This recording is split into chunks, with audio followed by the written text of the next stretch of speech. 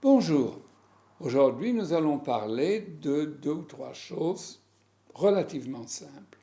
Nous commençons par 2 adjectifs, grand et petit. Alors, en français, grand indique l'étendue, la grandeur, je peux dire. L'Amérique est un grand pays, mais on utilise aussi grand pour la taille. Donc, si une personne mesure 2 mètres, on dira elle est grande. Si elle mesure 1,50 m, on dira elle est petite. Donc on va prendre Serena. Serena, Napoléon est grand? Il n'est pas grand. Il n'est pas grand, il est petit. Il est petit. Mais beaucoup pensent que Napoléon était un grand homme. Oui. Parce que grand veut également indiquer l'intelligence, la valeur de la personne. Donc nous avons grand pour la taille, grand aussi pour la valeur ou pour l'étendue. La deuxième chose dont nous allons parler, c'est le verbe aimer. En français, le verbe aimer a 2 sens différents. Si je dis à Serena, Serena, tu aimes ton fils? Oui. Oui. J'aime Mon fils. Ok, répète, oui, j'aime mon fils. Oui, j'aime mon fils. Ah, bien sûr. Hein? Ça, c'est le premier sens d'aimer, qui veut dire éprouver un sentiment d'affection ou d'amour pour quelqu'un. En français, il y a un deuxième sens, qui est celui de plaire. Les Italiens aiment le café, les Américains aiment la bière, les Français, on dit, aiment le vin ou le champagne. C'est un autre sens du verbe aimer. Mais là, il faut faire attention. Nous allons procéder progressivement. Alors, si je dis à Serena, tu aimes le café? Oui, j'aime le café. Oui, j'aime le café. Si je dis à Serena, tu aimes ton fils? Oui, j'aime mon fils. J'aime mon fils. Quel est le problème? Le problème, c'est si on ne répète pas mon fils, on ne répète pas le café. Donc, quand je pose la question et je demande à Serena si elle aime son fils, si elle ne veut pas répéter mon fils, elle va dire oui, je l'aime.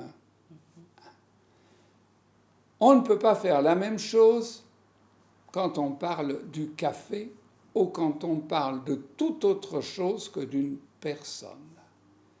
Si je dis Serena, tu aimes le café? Elle ne va pas répondre oui, je l'aime.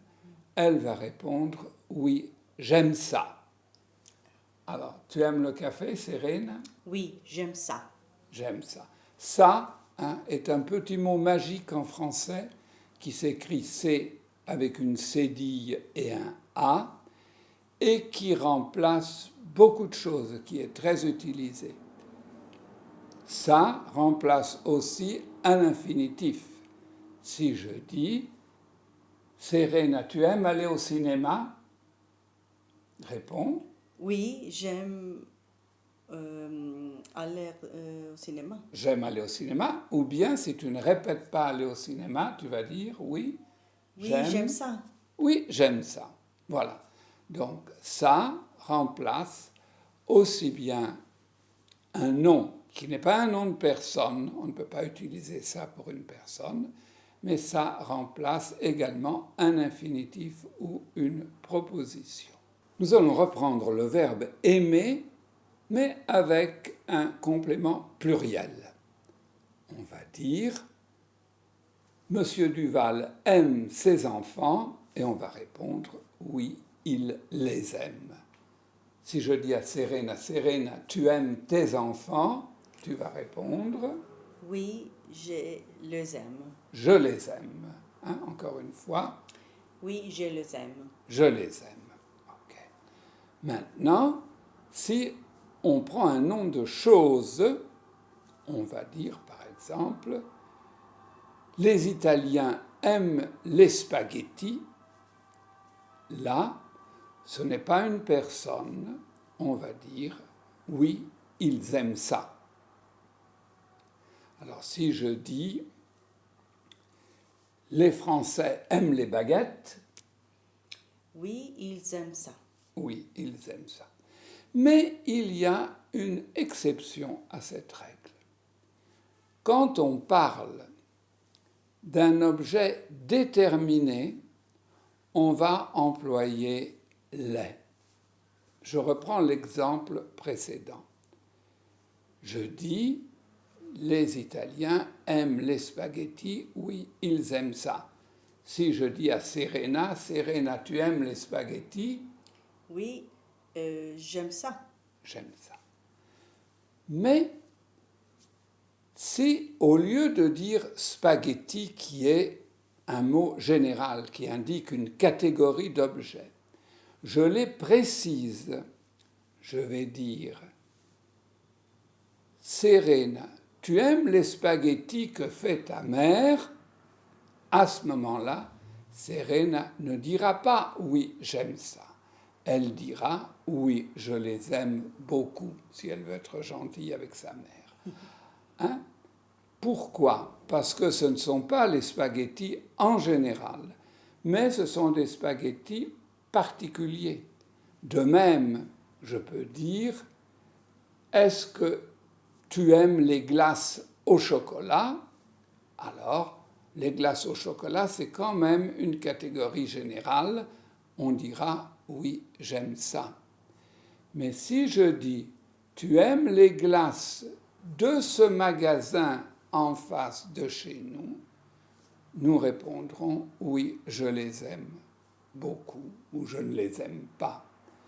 Donc, la chose est évidemment également valable à la forme négative. Donc, on va demander à Serena, par exemple, Serena, tu aimes la bière? Tu vas répondre non. Tu diras Je n'aime pas ça. non, je n'aime pas ça. Même si c'est au pluriel, ça ne changera pas.